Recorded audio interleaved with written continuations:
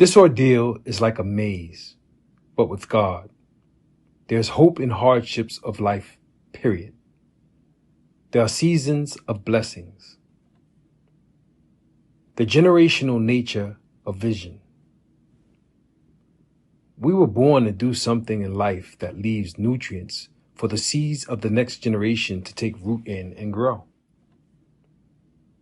Like a calendar year, our lives have 4 seasons, and those seasons must come to pass. Number 1, the first season is birth and dependency.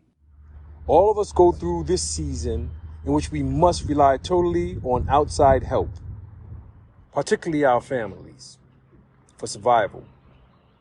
We need to be taught and trained in what is right and wrong and what is important in life. Number 2, this season 2 is one of independence, in which we capture what we were born to do. We no longer depend on other people to give us a vision of life or to help us survive. We focus in our own goals. We depend primarily on God, yet we rely on help of other people to provide the resources that will enable us to live out our dreams. Number 3, the third season is interdependence. In this stage, we have become so free in our visions that we can give up our dreams to other people. We can now pass on our vision to the next generation. Now the breakthrough has come. God spoke and said, jump.